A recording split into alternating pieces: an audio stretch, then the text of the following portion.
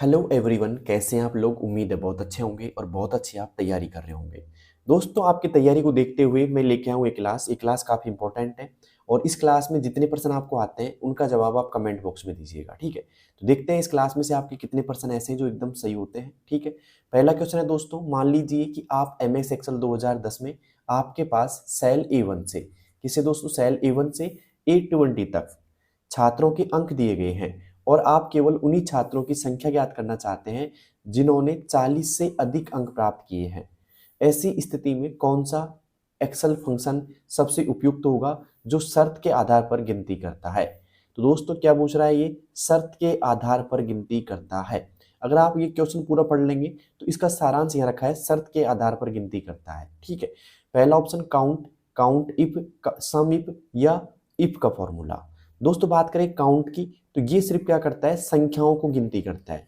संख्या की क्या करता है दोस्तों, गणना करता है या गिनती करता है, ठीक है। लेकिन शर्त के आधार पे नहीं करता, ये विदाउट शर्त करता है भाई साहब ये। लेकिन शर्त के आधार पे कौन करता है दोस्तों, काउंट इफ करता है। ये क्या करता है, शर्तों के आधार पर, शर्तों के आधार पर गणना करता है, ठीक है, गिनती करता है, जो भी आप बोलो। तो यहाँ पे होगा बी ऑप्शन इज राइट, ठीक है। मान लीजिए कि MS एक्सेल 2010 में आपके पास A1 से A20 तक एक रेंज है। कहाँ से, A1 से लेकर के A20 तक आपकी क्या एक रेंज है, ठीक है। और इस रेंज के अंदर छात्रों के अंक दिए गए हैं। तो आप उन्हीं छात्रों की संख्या ज्ञात करना चाहते हैं जिनके 40 से अधिक अंक प्राप्त किए हैं। मतलब उस जो रेंज है A1 से A20 तक, आप चाहते हो कि उनमें उन छात्रों को हम गिने जिनके अंक 40 से अधिक है। तो कौन सा लगेंगे भाई, काउंट इफ का लगेगा, क्योंकि शर्तों के आधार पर गणना करेगा, ठीक है। सम इफ क्या करता है, शर्तों के आधार पर जोड़ता है, शर्तों के आधार पर जोड़ता है। क्लियर यहां तक का। और इफ क्या करता है दोस्तों, कंडीशन पे लागू होता है, लॉजिक पे लागू होता है दोस्तों, ठीक है। अब चलते हैं दोस्तों आज के अगले प्रश्न की ओर। उम्मीद करता हूं पहला प्रश्न आपको समझ में आ गया होगा। क्वेश्चन चाहे कितना ही बड़ा हो, आपको घबराना नहीं, एक तरीके से उसका आंसर देने की कोशिश करनी चाहिए, ठीक है। समझना चाहिए उस क्वेश्चन को आपको, ठीक है। दूसरा क्वेश्चन क्या है दोस्तों, दूसरा है कि कंप्यूटर सिस्टम के स्टार्ट होते ही सबसे पहले जिस सॉफ्टवेयर के माध्यम से हार्डवेयर की जांच होती है और उसके बाद ऑपरेटिंग सिस्टम को मेमोरी में लोड किया जाता है, उस सॉफ्टवेयर को क्या कहा जाता है। वापिस सुनिए ध्यान से, कंप्यूटर सिस्टम के स्टार्ट होते ही सबसे पहले जिस सॉफ्टवेयर के माध्यम से हार्डवेयर की जांच होती है और उसके बाद ऑपरेटिंग सिस्टम को लोड किया जाता है, उस सॉफ्टवेयर को क्या कहा जाता है भाई। एंटीवायरस, बायोस, कंपाइलर या डिवाइस ड्राइवर।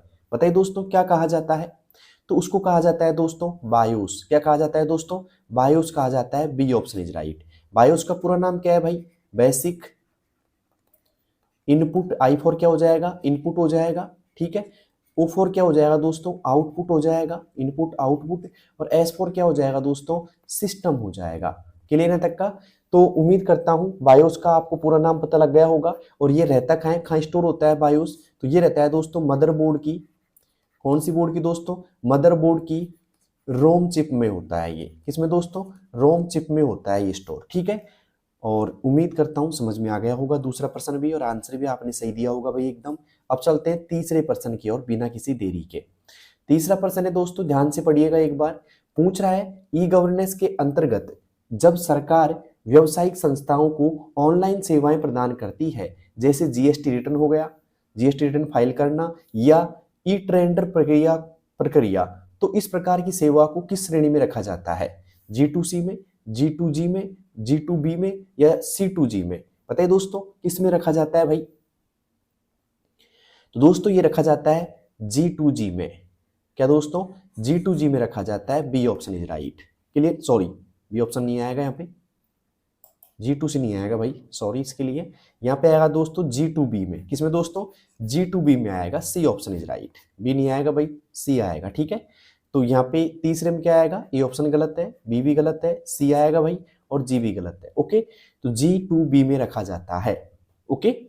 कई बार गलती से टिक हो जाता है तो कोई दिक्कत नहीं है, मैंने सही कर दिया, ओके। अब चलते हैं दोस्तों आज के चौथे प्रश्न की ओर। चौथा प्रश्न क्या है भाई, ध्यान से देखिएगा। MS वर्ड 2010 में यदि आप किसी डॉक्यूमेंट के प्रत्येक पेज के ऊपर समान जानकारी जैसे संस्थान का नाम, लोगो या पेज नंबर दिखाना चाहते हैं तो इसके लिए किस फीचर का उपयोग किया जाएगा। बताइए दोस्तों, MS वर्ड 2010 में यदि आप किसी डॉक्यूमेंट के प्रत्येक पेज के ऊपर समान जानकारी जैसे संस्थान का नाम हो गया, लोगो हो गया, पेज नंबर हो गया आदि दिखाना चाहते हैं, इसके लिए किस फीचर का उपयोग करेंगे भाई?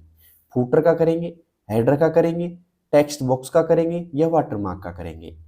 देखिए दोस्तों, वाटरमार्क और टेक्स्ट बॉक्स तो होगा नहीं, फूटर और हेडर में से बताऊं मैं आपको। मान लो आप यहाँ पे ये आपका डॉक्यूमेंट है, क्या है दोस्तों?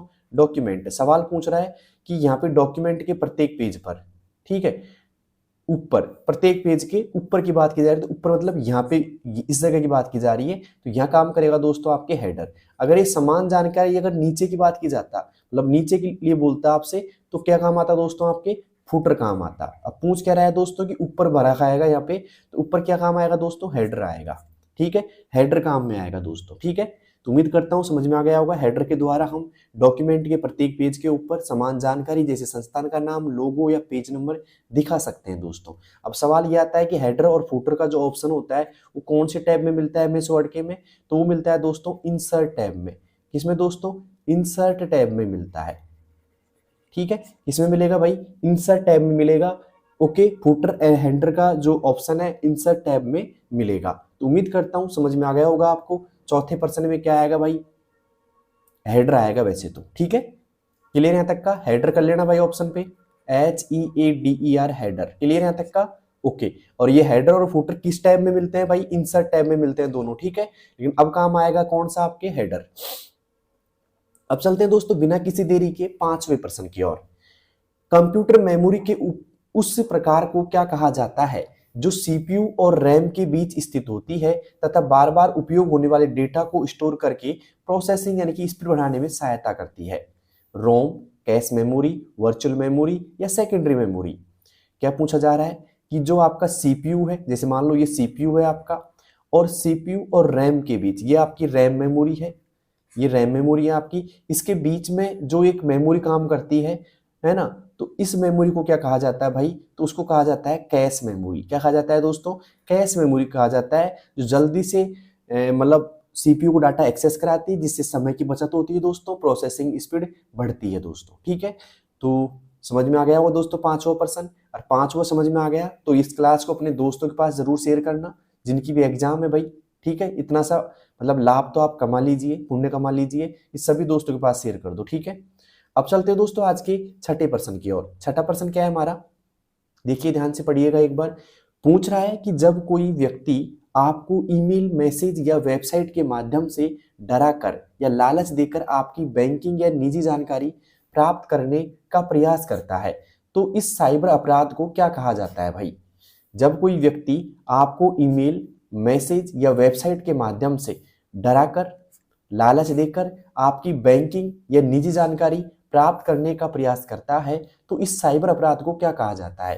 हैकिंग कहा जाता है, स्पैमिंग कहा जाता है, मालवेयर कहा जाता है या फिशिंग कहा जाता है? बताइए दोस्तों क्या कहा जाता है? क्या कहा जाता है इसे? दोस्तों इस चीज को जब आपको कोई डरा करके ईमेल या वेबसाइट के माध्यम से आपके डाटा को चुराना चाहता है दोस्तों, ठीक है, तो उसके लिए हम करेंगे दोस्तों फिशिंग। क्या कहेंगे दोस्तों? फिशिंग कहते हैं उस कम्युनिकेशन को, ठीक है। स्पैमिंग क्या होता है दोस्तों? आपको एक साथ में बहुत सारे मैसेज सेंड करना, ठीक है, बिना काम बहुत सारे मैसेज सेंड करना ईमेल के द्वारा, मैसेज है ना, या कॉल करना एक तरीके से बहुत सारी बार, तो स्पैमिंग में आएगा, मतलब एक तरीके से अनवांटेड मैसेज करना, ठीक है, बहुत सारे रूप में, तो उसे हम क्या बोलेंगे? स्पैमिंग बोलेंगे, ठीक है। अब चलते हैं दोस्तों आज के सातवें प्रश्न की ओर। MS पावरपॉइंट 2010 में यदि आप चाहते हैं कि एक स्लाइड से दूसरी स्लाइड पर जाते समय कोई विशेष विजुअल इफेक्ट दिखाई दे, तो इसके लिए किस विकल्प का उपयोग किया जाएगा? क्वेश्चन वापस पढ़ देता हूं मैं। MS पावरपॉइंट 2010 में यदि आप चाहते हैं कि एक स्लाइड से दूसरी स्लाइड पर जाते समय कोई विशेष विजुअल इफेक्ट दिखाई दे, तो इसके लिए किस विकल्प का उपयोग किया जाता है? एनिमेशन का, स्लाइड मास्टर का, डिजाइन थीम का या स्लाइड ट्रांजिशंस का? बताइए दोस्तों क्या कहा जाता है इसका? तो यहाँ पे किसका उपयोग किया जाता है? तो वो किया जाएगा दोस्तों स्लाइड ट्रांजिशंस का। किसका दोस्तों? स्लाइड ट्रांजिशंस का। सीधी सी बात है, ये आपकी एक स्लाइड है, ठीक है, ये स्लाइड है और एक स्लाइड आपकी ये है, अब यहाँ पे आप कंफ्यूज हो जाओगे, एनिमेशन करें या स्लाइड ट्रांजिशन करें। अगर मान लो एक स्लाइड से आपको दूसरी स्लाइड जाने पर, एक स्लाइड से दूसरी स्लाइड पर जाने पर बीच में कोई ऐसे आपको दिखाई देना, उसे हम बोलेंगे एक तरीके से स्लाइड ट्रांजिक्शन। स्लाइड ट्रांजिक्शन दो स्लाइडों के बीच में होता है, कन्फर्म। लेकिन जो एनिमेशन होता है ना भाई, एनिमेशन क्या होता है, जैसे मान लो एक आपके पास में क्या है, स्लाइड है, ठीक है, और इस स्लाइड के अंदर मान लो कोई टेक्स्ट आपने लिख दिया, ठीक है, या फिर कोई भी आपने ऑब्जेक्ट लगा दिया, मतलब एक तरीके से कोई भी डिजाइन लगा दी और उनको रनिंग करा रहे, मतलब ऑब्जेक्ट इधर से किधर जा रहा है, टेक्स्ट इधर से इधर आ रहा है, मतलब उनमें मूवमेंट हो रहा है, टेक्स्ट में और ऑब्जेक्ट में, एक स्लाइड के अंदर, उसे हम बोलेंगे दोस्तों एनिमेशन। क्या बोलेंगे दोस्तों, एनिमेशन बोलते हैं। क्लियर यहाँ तक का। तो स्लाइड ट्रांजिशन क्या होता है, जब दो स्लाइड आपस में बदलती हैं, एक स्लाइड से दूसरी स्लाइड में हम जाते हैं, तो जो विजुअल इफेक्ट दिखाई देता है ना, प्रभाव दिखाई देता है, उसे हम क्या बोलेंगे, स्लाइड ट्रांजिशन बोलेंगे। ठीक है, उम्मीद करता हूं समझ गए होंगे आप। अब चलते हैं आज के 8वें प्रश्न की ओर। डिजिटल भुगतान प्रणाली में ओटीपी, अब ओटीपी का पूरा नाम क्या है भाई, वन टाइम पासवर्ड का उपयोग क्यों किया जाता है और इसका मुख्य उद्देश्य क्या होता है, बताइए दोस्तों। अतिरिक्त सुरक्षा प्रदान करना, भुगतान धीमा करना, पासवर्ड बदलना, इंटरनेट बंद करना, नहीं होंगे बिल्कुल भी ये ऑप्शन तीनों। यहाँ पे होगा दोस्तों अतिरिक्त सुरक्षा प्रदान करना, ए ऑप्शन इज राइट। क्या होगा दोस्तों, ए ऑप्शन होगा। क्लियर यहाँ तक का। उम्मीद करता हूँ क्लास आपको अच्छी लग रही होगी, अच्छी लग रही हो तो अभी सब्सक्राइब कर लेना, क्योंकि सारे अपडेट आपको तभी मिल पाएंगे जब चैनल सब्सक्राइब होगा। ठीक है, ओके। अब चलते हैं दोस्तों आज के 9वें प्रश्न की ओर। 9वां प्रश्न है, कंप्यूटर में कंप्यूटर नेटवर्क का वह प्रकार जो बहुत बड़े भौगोलिक क्षेत्र में फैला होता है और देशों महाद्वीपों को जोड़ता है, उसे क्या कहा जाता है दोस्तों। लैन कहा जाता है, मैन कहा जाता है, वैन कहा जाता है या पैन कहा जाता है, जल्दी बताइए दोस्तों क्या कहा जाता है। तो दोस्तों अगर बहुत बड़े भौगोलिक को जोड़ रहा है एक तरीके से, तो वो कहा जाएगा दोस्तों वैन। क्या कहा जाएगा दोस्तों, वैन। ये बहुत बड़े भौगोलिक क्षेत्र को जोड़ता है। ठीक है, बहुत बड़े भौगोलिक क्षेत्र मतलब एक तरीके से देशों महाद्वीपों को जोड़ता है। ठीक है, कौन, वैन।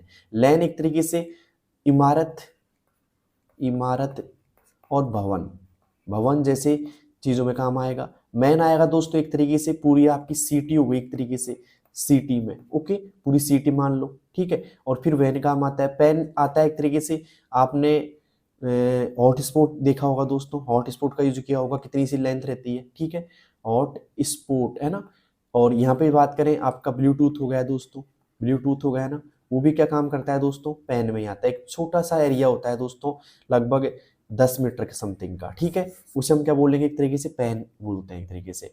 वैन होता है वाइड एरिया नेटवर्क, जो एक पूरे देश महाद्वीपों को जोड़ता है। ठीक है, तो उम्मीद करता हूं समझ में आ गया होगा। अब चलते हैं आज के 10वें प्रश्न की ओर।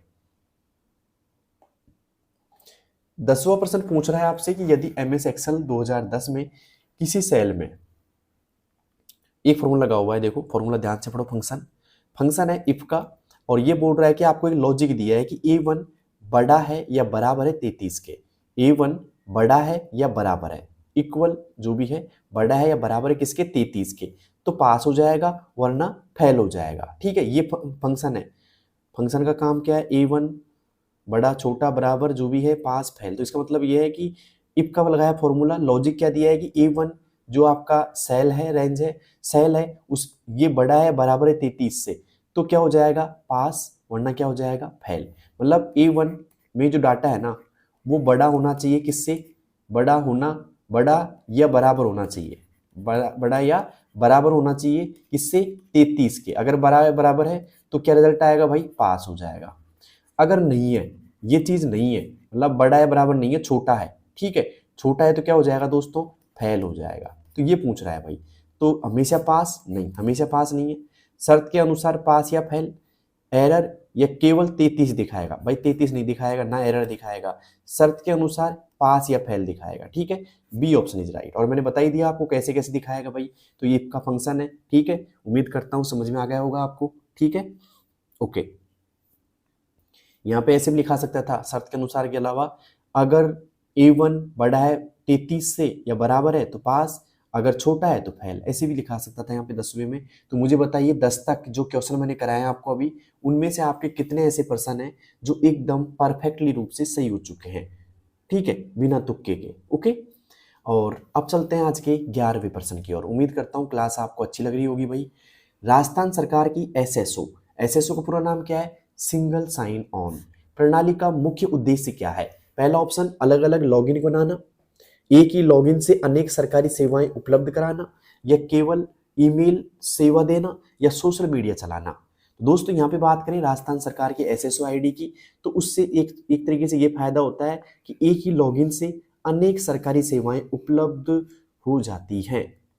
तो बी ऑप्शन इज राइट। ठीक है, अब चलते हैं दोस्तों आज के 12वें प्रश्न की ओर। 12वां प्रश्न है, कंप्यूटर वायरस का मुख्य उद्देश्य क्या होता है और ये सिस्टम पर किस प्रकार प्रभाव डाल सकता है? डेटा नष्ट करना और सिस्टम को नुकसान पहुंचाना, सिस्टम को तेज करना, स्टोरेज बढ़ाना, या इंटरनेट सुधारना। दोस्तों यहाँ पे आएगा डेटा नष्ट करना या सिस्टम को नुकसान पहुंचाना। Okay, A option is right. अब चलते हैं दोस्तों आज के 13वें प्रश्न की ओर। 13वां प्रश्न है, वेब ब्राउजर और सर्च इंजन के बीच मुख्य अंतर क्या है जब दोनों का उपयोग इंटरनेट पर किया जाता है? बताइए दोस्तों, क्या है दोनों का प्रयोग? वेब ब्राउजर और सर्च इंजन के बीच मुख्य अंतर क्या है? बताइए दोस्तों, दोनों एक ही होते हैं। सर्च इंजन वेबसाइट बनाता है, ब्राउजर वेबसाइट खोलता है, और सर्च इंजन जानकारी खोजता है। यह आएगा दोस्तों सी ऑप्शन। यहाँ पे ब्राउजर वेबसाइट खोलता है और सर्च इंजन जानकारी खोजता है, तो यहाँ पे आएगा बी ऑप्शन इज राइट। उम्मीद करता हूँ समझ गए होंगे आप इस चीज को। ओके, अब चलते हैं दोस्तों आज के अगले प्रश्न की ओर। जब किसी वेबसाइट के यूआरएल की शुरुआत HTTPS से होती है तो ये किस प्रकार की सुरक्षा को दर्शाता है? HTTPS से होती है, ठीक है, तो किस प्रकार की सुरक्षा को दर्शाता है? वेबसाइट नकली है, डेटा SSL और TLS द्वारा सुरक्षित है, वेबसाइट ऑफलाइन है, या वेबसाइट धीमी है। तो यहाँ पे आएगा दोस्तों डेटा SSL और TLS द्वारा सुरक्षित है। B option is right.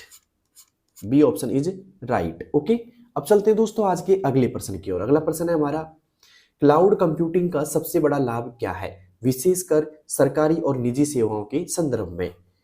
केवल लोकल स्टोरेज, कहीं से भी डेटा या सेवाओं तक पहुंच, अधिकतर हार्डवेयर लागत, या फिर ऑफलाइन कार्य? जल्दी से बताइएगा दोस्तों, क्या होगा इसका सही जवाब? क्या होगा इसका सही जवाब? तो दोस्तों इसका सही जवाब होगा कहीं से भी डेटा या सेवाओं तक पहुंच। कहीं से भी कर सकते हैं आप इंटरनेट के माध्यम से, ठीक है, बस इंटरनेट होना चाहिए। ओके, कहीं से भी आप डेटा तक पहुंच सकते हैं। अब चलते हैं दोस्तों आज के 16वें प्रश्न की ओर। 16वां प्रश्न क्या है हमारा, इनपुट डिवाइस का मुख्य कार्य क्या होता है और इसका कंप्यूटर सिस्टम में क्या महत्व है? बताइए दोस्तों, इनपुट डिवाइस का मुख्य कार्य क्या होता है और इसका कंप्यूटर सिस्टम में क्या महत्व होता है? आउटपुट दिखाना इनपुट का काम नहीं होता है, डेटा प्रिंट करना भी नहीं होता दोस्तों, स्टोरेज बढ़ाना भी नहीं होता। कंप्यूटर को डेटा व निर्देश देना, मतलब डेटा भी इसके द्वारा देते हैं हम और निर्देश भी इसके द्वारा देते हैं, तो यहाँ पे आएगा डी ऑप्शन। अगर कुछ इनपुट डिवाइस की बात की जाए तो जैसे मान लो हो गया कीबोर्ड हो गया आपका। दूसरी बात की जाए माउस हो गया, ये तो एक कॉमन डिवाइस है। और अगर आपको ध्वनि देना है, एक तरीके से ध्वनि इनपुट करना है, मतलब बोल करके कुछ इनपुट करना है, तो आप माइक्रोफोन का यूज कर सकते हैं, माइक्रोफोन का। ओके, अगर आपको मान लो कोई वीडियो वगैरह कोई चित्र इनपुट करना है तो आप यहाँ पे वेब कैम का यूज कर सकते हैं, वेब कैम का, ठीक है। ओके, तो ये आपकी कुछ मुख्य इनपुट डिवाइसेज हैं, ठीक है। एक हो गया। 5वां दोस्तों स्कैनर हो गया, अगर मान लो कुछ डिजिटल रूप में देना है तो स्कैनर हो गया आपका, ठीक है। तो ये क्या है दोस्तों, एक तरीके से इनपुट डिवाइस है, ठीक है। अब चलते हैं दोस्तों आज के 17वें सवाल की ओर। रोम मेमोरी की वह विशेषता क्या है जो इसे रैम से अलग बनाती है? स्थायी डेटा संग्रह, अस्थायी डेटा, बहुत तेज, बार बार बदलने योग्य। तो भाई रोम का जो है ना वो स्थायी डेटा संग्रह रहता है। क्या रहता है भाई? स्थायी डेटा संग्रह रहता है। तो ए ऑप्शन इज राइट, ठीक है। तो उम्मीद करता हूं स्थायी रहती है, जबकि रैम क्या रहती है भाई साहब? अस्थायी होती है, अस्थायी, ठीक है। बिजली जाने पर डेटा गायब हो जाता है इसका नहीं होता है भाई बिजली जाने पर डेटा, क्योंकि स्थायी रहता है इसमें, ठीक है। इसका पूरा नाम होता है रीड ओनली मेमोरी, इसका रहता है रैंडम एक्सेस मेमोरी। ये तो आपको अच्छी तरह पता होगा, बार बार मैं बताता हूँ, हर क्लास में बताता हूँ आपको, ठीक है, क्योंकि यहाँ से क्वेश्चन कई बार बन जाता है, ठीक है। अब चलते हैं दोस्तों आज के 18वें प्रश्न की ओर।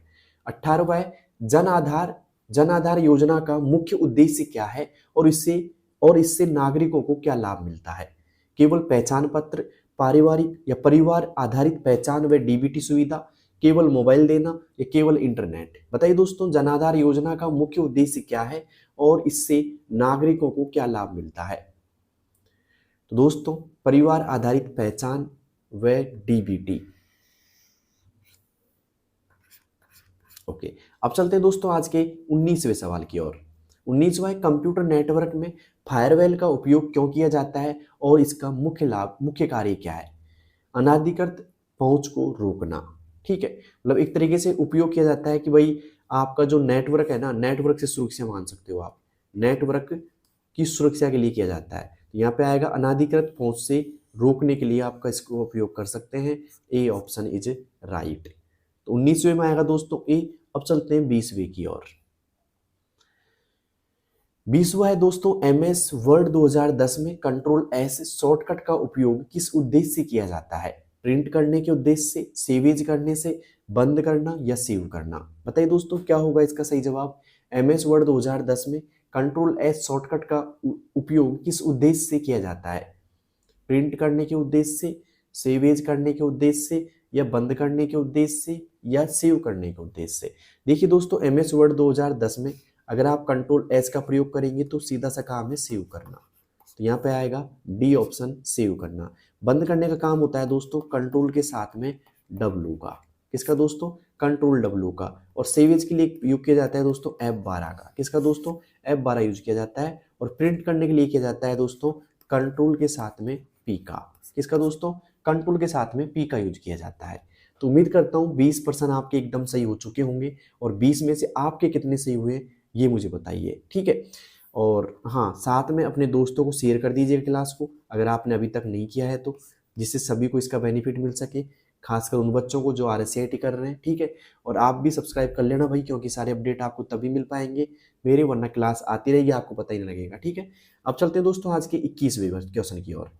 21वां, IP एड्रेस का उपयोग इंटरनेट पर क्यों आवश्यक है और इसका मुख्य कार्य क्या है। IP एड्रेस का उपयोग इंटरनेट पर क्यों आवश्यक है और इसका मुख्य कार्य क्या है। पहला ऑप्शन इंटरनेट स्पीड, दूसरा डिवाइस की विशिष्ट पहचान, या वायरस रोकना, या स्क्रीन लॉक करना। दोस्तों IP एड्रेस का जो उपयोग किया जाता है वो किया जाता है डिवाइस की विशिष्ट पहचान के लिए। B option is right. IP address के बारे में कुछ बता देता हूं मैं आपको। IP एड्रेस का पूरा नाम होता है इंटरनेट प्रोटोकॉल। इंटरनेट प्रोटोकॉल होता है इसका पूरा नाम, प्रोटोकॉल। और साथ में बात करें इसके एग्जाम्पल की, भाई एग्जाम्पल होता है जैसे कि 192.168.1.67 ऐसे आप यूज कर सकते हो। ठीक है, तो ये आपका क्या दिखाई देगा, आपको एक ऐसा IP एड्रेस दिखाई देता है। ठीक है, अब चलते हैं दोस्तों आज के 22वें प्रश्न की ओर। 22वां प्रश्न है, LED और मॉनिटर को LCD मॉनिटर, LED मॉनिटर को LCD मॉनिटर से बेहतर क्यों माना जाता है। अधिक वजन के लिए, कम बिजली खपत व बेहतर ब्राइटनेस से, केवल ब्लैक व्हाइट से, या फिर कम रेजुलेशन से। बताइए दोस्तों क्या होगा इसका सही जवाब। तो सभी को आ गया होगा भाई, कम बिजली खपत और बेहतर ब्राइटनेस से। ठीक है, अब यहाँ पे दो चीजें आपको नजर आ रही होंगी, एक तो LED और एक LCD। तो कई बार LED की फुल फॉर्म पूछ ली जाती है भाई आपसे, तो किसी को पता है कि LED का पूरा नाम क्या है भाई, पूरा नाम क्या है LED का। अगर किसी को पता है तो जल्दी से कमेंट करके बताइएगा मुझे, LED का पूरा नाम क्या है भाई, जल्दी से कमेंट करके बताओ मुझे। दोस्तों LED का जो पूरा नाम है ना, LED का पूरा नाम है दोस्तों लाइट इमिटिंग डियोड। क्या है दोस्तों, LIGST, light emitting, EMITTING, emitting, और diode DIODE। Okay, light emitting diode. अब बात करें दोस्तों LCD की, तो LCD का पूरा नाम क्या है, LCD का पूरा नाम क्या है, किसी को पता है क्या भाई, लिक्विड, LIQUID। Okay, liquid. और यहाँ पे बात करें crystal, okay, display, DISPLAY, display. Okay, तो उम्मीद करता हूं LCD और LED का पूरा नाम आपको पता लग गया होगा। हो सकता है कि इनमें से दोनों में से कोई भी एक की फुल फॉर्म पूछ ली जाए आपसे। ठीक है, दोनों इंपॉर्टेंट है फुल फॉर्म के मामले में, हो सकता है पूछ ले जाए, तो ये इसको लिख लो अपनी कॉपी के अंदर। ठीक है, दोनों की मैंने बता दी दोस्तों। अब चलते हैं दोस्तों आज के 23वें प्रश्न की ओर बिना किसी देरी के। 23वां प्रश्न है दोस्तों हमारा, पैन कार्ड का मुख्य उपयोग किस क्षेत्र में किया जाता है और इसका उद्देश्य क्या है। दोस्तों पैन कार्ड का जो उपयोग है वो एक तरीके से आयकर संबंधी कार्य में किया जाता है। किसमें दोस्तों, आयकर संबंधी कार्य में। ठीक है, अब सवाल आता है कि पैन कार्ड का पूरा नाम क्या है भाई। पैन कार्ड के संदर्भ में पैन का पूरा नाम क्या है, permanent account number. Permanent account number, ठीक है, NUMBER, परमानेंट अकाउंट नंबर आप देख लेंगे। और पैन कार्ड ऑनलाइन करने के लिए या पैन कार्ड फॉर्म भरने के लिए जो फॉर्म भरा जाता है दोस्तों, वो होता है 49A का। किसका दोस्तों? 49A भरा जाता है, ठीक है। उम्मीद करता हूँ समझ गए होंगे आप, ठीक है। और कौन कौन पैन कार्ड अप्लाई कर सकता है? जिसकी उम्र 18 प्लस हो चुकी है। 18 प्लस वाले क्या कर सकते हैं दोस्तों?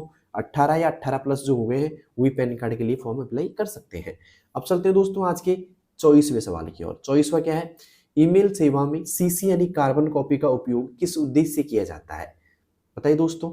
गुप्त मेल के लिए, मेल डिलीट के लिए, मेल ड्राफ्ट के लिए, या अन्य प्राप्तकर्ताओं को जानकारी देना? दोस्तों अन्य प्राप्तकर्ताओं को यह पता लग जाता है कि आपने किस ईमेल आईडी से मैसेज किया है, मतलब उनको आईडी पता लग जाती है। डी ऑप्शन इज राइट होगा। गुप्त मेल अगर आपको करना है तो आपको करना पड़ेगा BCC। BCC का पूरा नाम क्या होता है दोस्तों? ब्लाइंड कार्बन कॉपी होता है, इसका यूज करना पड़ेगा, ठीक है। मेल डिलीट नहीं। मेल ड्राफ्ट में क्या होते हैं दोस्तों? जो अधूरे मैसेज होते हैं, अधूरे मैसेज, ओके, इसमें आते हैं। क्लियर है तक का? उम्मीद करता हूं समझ गए होंगे आप, और इसका भी आपने डी ऑप्शन चुन लिया होगा। अब चलते हैं दोस्तों आज के 25वें क्वेश्चन की ओर। विंडोज में ऑपरेटिंग सिस्टम को रिसाइकल बिन का विंडोज ऑपरेटिंग सिस्टम में रिसाइकल बिन का क्या महत्व है? हटाई गई फाइलों को अस्थायी रूप से रखना। दूसरा ऑप्शन, फाइल को स्थायी हटाना, वायरस स्टोर करना, या बैकअप बनाना। बताइए दोस्तों क्या होगा इसका सही जवाब? हटाई गई फाइलों को अस्थायी रूप से रखना, फाइल स्थायी हटाना, या वायरस स्टोर, या बैकअप बनाना। दोस्तों रिसाइकल बिन का महत्व होता है हटाई गई फाइलों को अस्थायी रूप से रखना।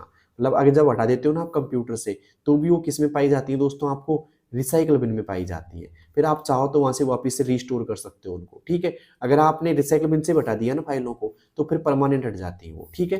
तो उम्मीद करता हूँ समझ गए होंगे आप। हटाई गई फाइलों को अस्थायी रूप से रखना किस में रखा जाता है? रिसाइकल बिन में रखा जाता है। आप चाहो तो वहां से इनको वापस से बैकअप कर सकते हो, रिस्टोर कर सकते हो, ठीक है। तो उम्मीद करता हूं दोस्तों आपने 25 में से 25 का सही जवाब दे दिया होगा, ओके। अब चलते हैं दोस्तों 26वें क्वेश्चन की ओर।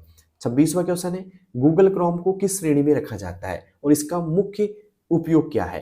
पहला option search engine, web browser, operating system, या एंटीवायरस।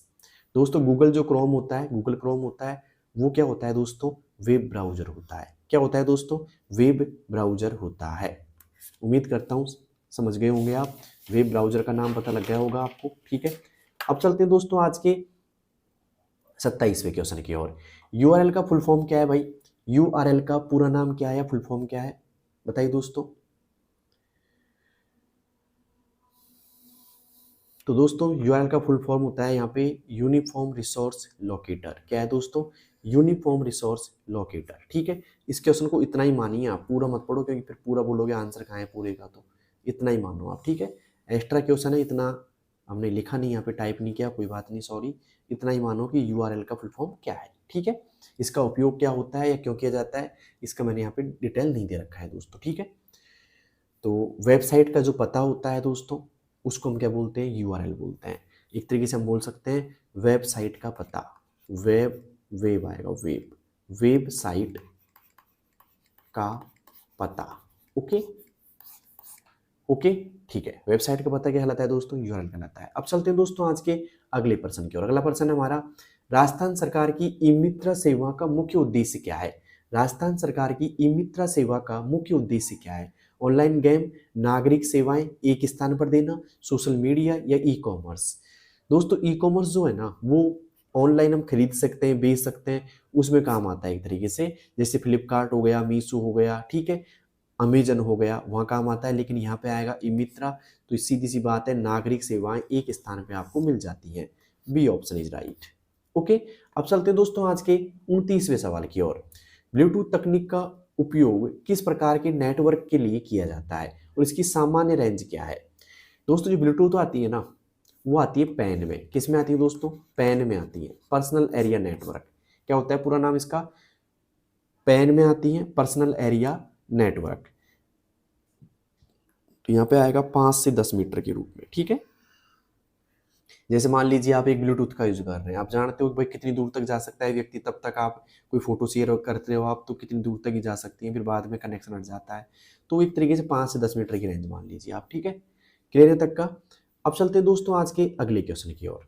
अगला क्वेश्चन है हमारा 30वां यहाँ पे, MS वर्ड में सुपर स्क्रिप्ट का सही उदाहरण कौन सा है जो रासायनिक सूत्रों में उपयोग होता है। MS वर्ड में सुपर स्क्रिप्ट का सही उदाहरण कौन सा है जो रासायनिक सूत्रों में उपयोग होता है। दोस्तों सुपर स्क्रिप्ट क्या बोला है इसने, सब स्क्रिप्ट बोला है, सब स्क्रिप्ट। तो सब स्क्रिप्ट जैसे मान लो H2O लिखते हो आप, तो टू हल्का सा नीचे हो जाता है ना भाई, ऐसे लिखते हो ना H2O, तो हल्का सा नीचे आ जाता है ऐसे। जैसे मैंने लिख दिया यहाँ पे H2SO4 कर दिया मैंने, ऐसे कुछ भी है ना। तो ये जो 4 नीचे आते हैं हल्का सा, वो क्या कहलाते हैं दोस्तों, सुपर स्क्रिप्ट में आते हैं। जैसे X2 हो गया, ठीक है, क्लियर है तक का। और जो एक्स स्क्वायर होता है, जैसे पूछ लिया गया था अभी, एक्स स्क्वायर हो गया है ना, जैसे मैं लिखता हूँ 10 और TH हल्का सा ऊपर आ जाता है, ठीक है, मैं बोलता हूँ 5 की पावर 2, तो यहाँ पे ऐसे कैसे ये आ गया। तो ये सब किससे आते हैं भाई, ये जो आता है एक्स स्क्वायर वो आता है सुपर स्क्रिप्ट से। किससे दोस्तों, सुपर स्क्रिप्ट से आता है। 1 मिनट में हटा के वापस लिख दूंगा। ये जो आएगा दोस्तों, ये जो आएगा X2 वाला सिस्टम, वो आएगा दोस्तों सुपर स्क्रिप्ट से, SUPERSCRIPT, सुपर स्क्रिप्ट से आएगा। क्लियर है तक का, उम्मीद करता हूं समझ गए होंगे आप, ठीक है। ये तो बेचारे दोनों ही गलत है। ओके, अब चलते हैं दोस्तों आज के अगले क्वेश्चन की ओर। अगला क्वेश्चन है हमारा, ध्यान से देखिएगा, SSO ID का उपयोग करने से नागरिकों को क्या लाभ होता है। SSO ID का उपयोग करने से नागरिकों को क्या लाभ होता है। कई पासवर्ड याद रखने होते हैं, केवल ईमेल, एक लॉगिन से कई सेवाएं, या केवल बैंक। वैसे क्वेश्चन रिपीट हो रहा है बार बार, लेकिन पूछा अलग तरीके से अब की बार। तो यहाँ पे आएगा एक लॉगिन से कई सेवाएं, ठीक है, ओके। और इसी क्लास में मैंने बताया था कि SSO का पूरा नाम क्या है भाई, तो बताइए पूरा नाम क्या है SSO ID का, या SSO का पूरा नाम क्या होता है, कमेंट बॉक्स में बताओ सभी लोग। अब इसी क्लास से मैंने शेयर किया था आपके पास, मैंने बताया था इसी क्लास में एक पर्सन में लिखा हुआ था SSO का पूरा नाम। तो जल्दी से बताइए मुझे SSO का पूरा नाम क्या है, ठीक है। अब चलते हैं दोस्तों आज के अगले प्रश्न की ओर। अगला प्रश्न है हमारा, डेटा बैकअप बनाना क्यों आवश्यक है और इससे क्या सुरक्षा मिलती है। डेटा बैकअप बनाना क्यों आवश्यक है और इससे क्या सुरक्षा मिलती है भाई। डेटा हानि से सुरक्षा, क्या दोस्तों, डेटा हानि से या लॉस से सुरक्षा मिल जाती है आपको। ए ऑप्शन इज राइट, ठीक है। अब चलते हैं दोस्तों आज के अगले प्रश्न की ओर। अगला प्रश्न है, ऑनलाइन शॉपिंग करते समय सुरक्षित रहने के लिए सबसे महत्वपूर्ण अभ्यास कौन सा है। ऑनलाइन शॉपिंग करते समय सुरक्षित रहने के लिए सबसे महत्वपूर्ण अभ्यास कौन सा है। पब्लिक वाईफाई, HTTPS, वेबसाइट व OTP, अनजान लिंक, या पासवर्ड शेयर। बहुत इजी क्वेश्चन है। अगर मैं आपको HW भी करूँ ये क्वेश्चन होमवर्क में भी दूँ तो आप कर दोगे मुझे पता है, लेकिन मुझे अब भी पूछना है आपसे इसका आंसर। जल्दी से कमेंट बॉक्स में बताइएगा क्या जवाब होगा। देखते हैं कौन कौन लोग इसका जवाब दे पाते हैं भाई, जल्दी से बताइए मुझे इसका क्या जवाब होगा। दोस्तों यहाँ पे होगा HTTPS और वेबसाइट, HTTPS वेबसाइट या OTP, ठीक है। यहाँ पे आएगा दोस्तों बी ऑप्शन। और HTTPS का जो पूरा नाम होता है भाई क्या होता है, हाइपर टेक्स्ट ट्रांसफर है ना, प्रोटोकॉल, PROTOCOL है ना, और SECURE सिक्योर। तो यहाँ पे आएगा बी ऑप्शन इज राइट। अब चलते हैं दोस्तों आज के अगले प्रश्न की ओर। अगला प्रश्न है यहाँ पे 34वां, GUI आधारित ऑपरेटिंग सिस्टम का मुख्य लाभ क्या है। GUI आधारित ऑपरेटिंग सिस्टम का मुख्य लाभ क्या है। केवल कमांड, केवल प्रोग्रामिंग, केवल गेम, या ग्राफिकल आइकन द्वारा आसान उपयोग। बताइए दोस्तों, यहाँ पे आएगा दोस्तों क्या आएगा भाई, ग्राफिकल आइकन द्वारा आसान उपयोग, ग्राफिकल आइकन द्वारा आसान उपयोग। तो उम्मीद करता हूँ दोस्तों ये क्लास आपको अच्छी लगी होगी, ये प्रश्न आपको सही लगे होंगे और आपने ज़्यादातर आंसर दिया होगा। तो मुझे बताइए 34 में से आपके कितने प्रश्न हुए, 34 में से कितने प्रश्न आपने सही किए हैं, सही कितने हुए जल्दी से बताइएगा मुझे। और एक छोटी सी इन्फॉर्मेशन देना चाहूँगा, कुछ लोगों जो नए बच्चे हैं उनको ये पता नहीं है कि पेपर में कितने प्रश्न आएंगे भाई। तो आपके जो पेपर होगा ना भाई, मैं लिख देता हूँ इस जगह पे, जो आपका पेपर होगा 35 प्रश्न आए पे आएंगे, 35% मतलब 1% आपका 2 नंबर का रहेगा, मतलब 70 नंबर का पेपर रहेगा। ठीक है, इसमें से नेगेटिव मार्किंग नहीं होगी, तो पूरे 35% करके आना है आपको।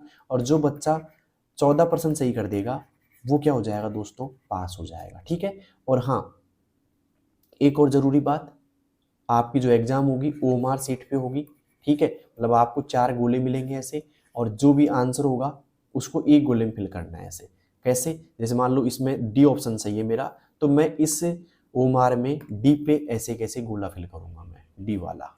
ठीक है, ऐसे मुझे फिल करना पड़ेगा, एक ही, ज़्यादा मत करना, एक ही करना है आपको ऐसे। तो ऐसे आपको OMR मिलेगी, तो उस OMR में आपको फिल करना है। क्लियर है तक का? तो उम्मीद करता हूँ समझ गए होंगे आप। और ये सब करने के लिए, मतलब ये एग्जाम देने के लिए आपको 1 घंटे का समय मिलेगा। 1 घंटे का आपको समय मिलेगा आपको, तो 1 घंटे में आपको पूरे 35% करके आने हैं दोस्तों। ठीक है, तो उम्मीद करता हूँ दोस्तों आपको सब कुछ समझ में आ गया होगा।